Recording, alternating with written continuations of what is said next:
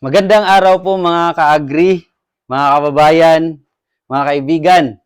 Ako nga pala si Ayan Arcas Canillas sa Veroserve Corporation or VSC Agricultural Machineries. Ang Veroserve Corporation po or VSC Agricultural Machineries ay sole distributor ng Shinong Rice Mill Machine. Galing po sa Korea or ang company po na supplier mismo ng Shinong Rice Mill Machine ay Shinong Co. Ltd. from South Korea. Ngayong araw, actual nating ipapakita kung paano mag-mill ng palay.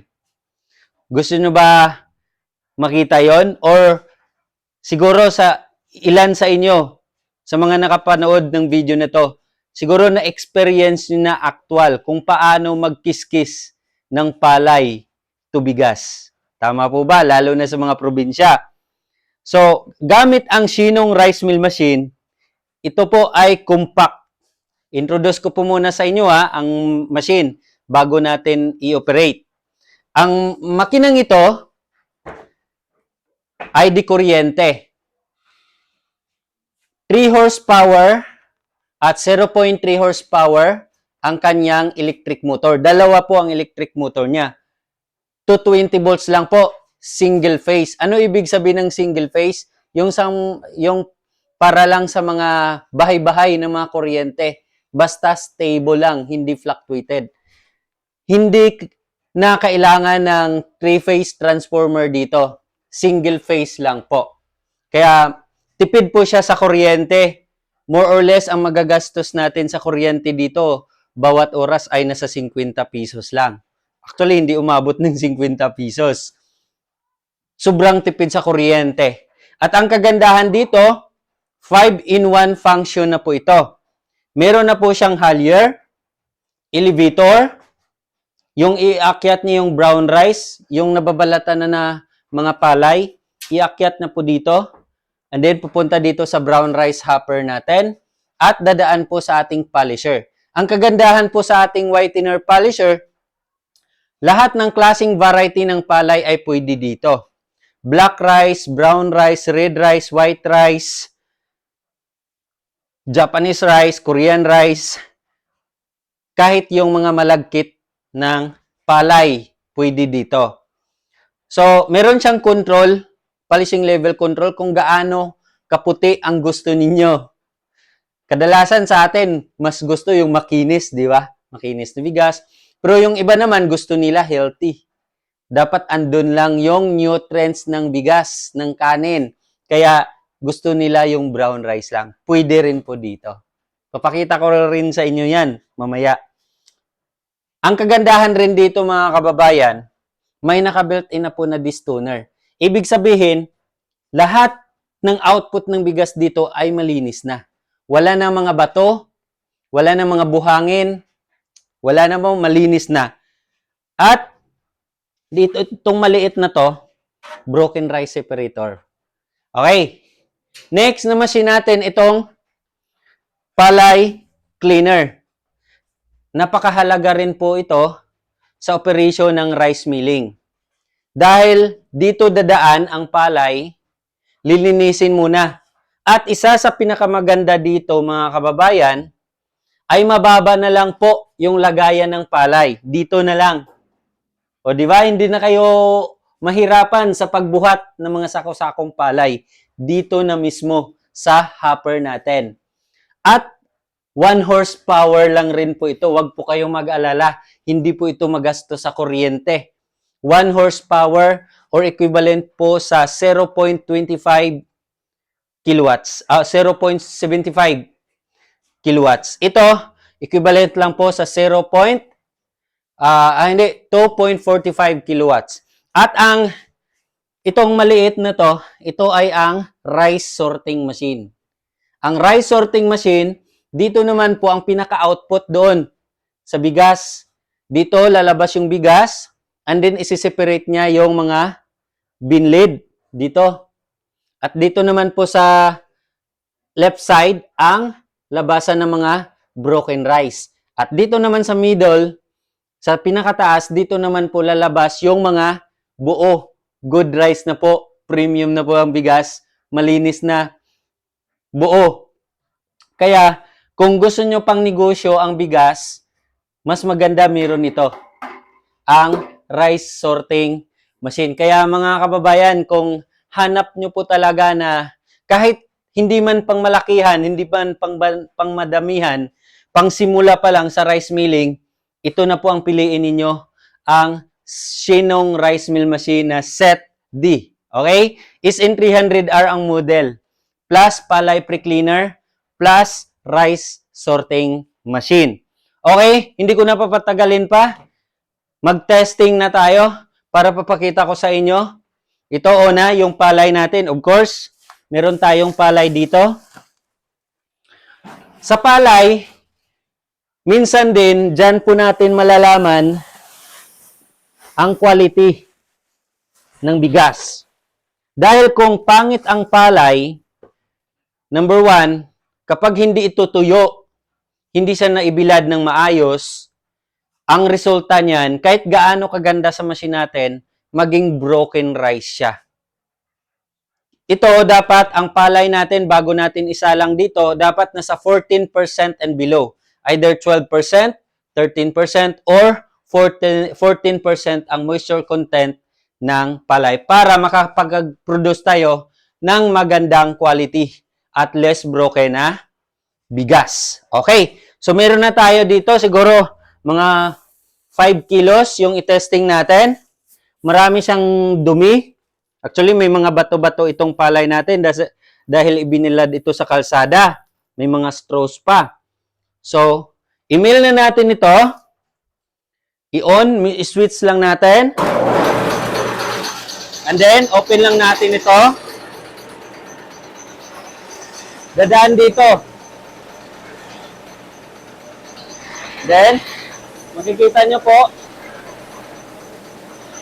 pagpasok dito, siseparate niyo yung mga bato, malalaking bato, mga dumi, mga straws. Papasok dito, malinis na po na palay. Okay?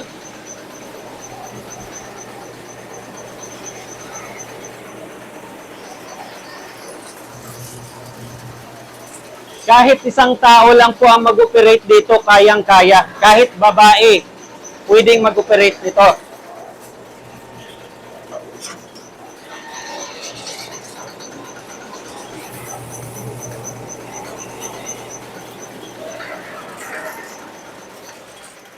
Pwede na natin siyang i-off kapag puno na.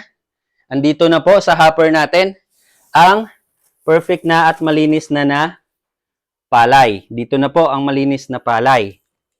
Okay? From palay to bigas. Okay, bigasin na natin to. Palay. Malinis na, wala ng mga bato, wala ng mga straws, wala ng mga dahon-dahon. Mahalaga po yan na bago natin isalang sa rice mill natin, dapat po dadaan sa paddy cleaner. Okay. Meron siyang dalawang switch ito. Ang switch na malaki ay para sa malaking motor. Siya po ang nagpapagana sa ating halyar at elevator. Ito namang green na to, maliit sa taas, ay switch po ng ating 0.3 horsepower na electric motor. Siya po ang nagpapagalaw na ating distoner. Okay?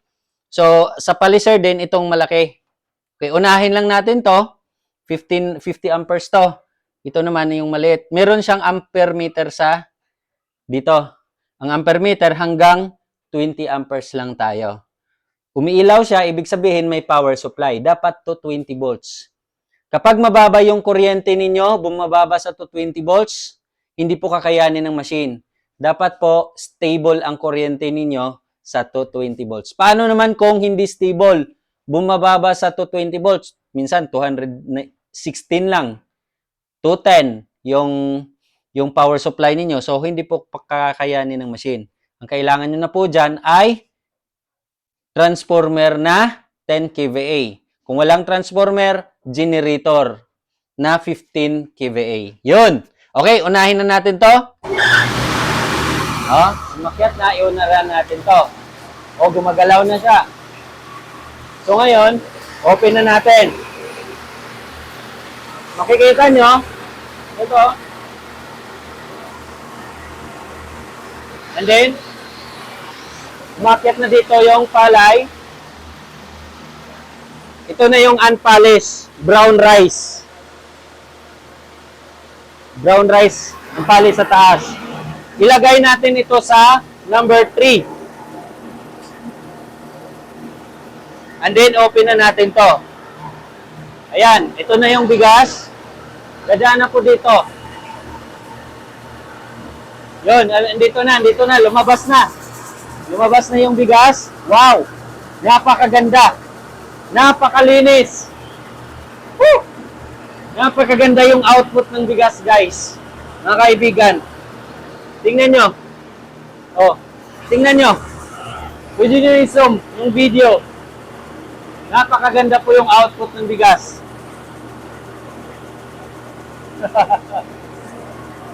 Ito ay perfect po sa inyong negosyo. Kung balak nyo po talaga magkaroon ng bigasan ng negosyo, perfect po ito. Yan. Malinis po. Malinis ang bigas.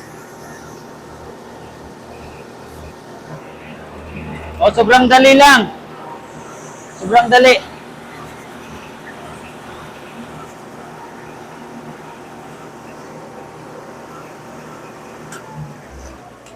O, di ba? 5 kilos lang yon. Ilang kilo na tong output natin. Napakalinis po yung bigas. Napakalinis. Napakalinis po yung bigas. Kung ako sa inyo, kung naghahanap kayo ng kiskisan, rice mill machine, Shinong rice mill machine, recommended ng bawat Pilipino dito sa Pilipinas. Made in South Korea, matibay, durable, good quality ang output. Ang pinakamaganda sa lahat, pinakamatipid sa kuryente. Shinong rice mill machine. Ilan ang capacity nito? Ang kaya ng email, 300 hanggang 350 kilograms per hour na sako na palay. Yun, tandaan ninyo. 300 hanggang 350 kilograms per hour. Meron naman po kaming mas malaki nito, yung SN300R Plus. Kailangan mas malaki na rin yung motor. Kailangan nyo na ng transformer. At least 10 kVA rin. Pero ito, basta stable lang yung kuryente, hindi bumababa sa 220 volts, recommended ko talaga ito, SN300R. Bili na po kayo. Kami po ay nagdi-deliver kahit saan sa Pilipinas, Luzon, Visayas at Mindanao. Libre na po ang installation. At nagpapadala po kami ng mga technician para mag-install at mag-conduct ng training. Libre na po yung installation natin dito. Libre lang po.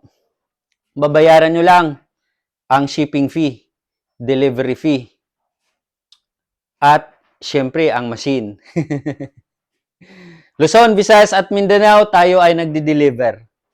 Ang kagandahan dito, meron siyang 1-year warranty at lifetime ang after-sales service support. Makikita nyo po dito, ito yung showroom natin. Sa likod ng camera na to, makikita nyo ang mga spare parts. Lahat ng spare parts available. Hindi lang dito, sa ating pinaka-warehouse natin sa Nueva Ecija. Andun lahat ng mga spare parts natin. And then, siyempre, hindi po tayo gumagamit ng mga local or made in something ng mga countries, kundi lahat ay purely made in South Korea. Yun lang po mga kababayan. Kung meron pa po kayong mga katanungan, please do so. Pwede niyo po akong tawagan. Andyan po sa description ang aking contact number. Please follow my Facebook account, Ian R. Cascanillas. Kung kayo ay nakapanood ng video na ito sa YouTube, please comment lang po kayo, share nyo po ang aking video at paki-subscribe na lang rin po. Ayan. So, for faster transactions and reservations, tawag na sa akin, direct na po kayo sa akin, magpa-reserve na kayo. Valid ID lang po kailangan para mapa-deliver na namin sa inyo ang makina.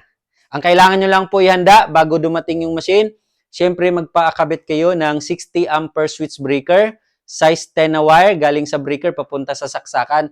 Yung saksakan natin, universal outlet ha, heavy duty. Ibig sabihin yung universal kasi pabilog yung plug natin, universal outlet 20 amperes. Kung walang mahanap na 20 amperes, 15 amperes or 16 amperes. Klaro po ba? So maraming salamat sa panood ng video nito. Sana po magpapadeliver na kayo. Pa-reserve na po kayo. Maraming salamat.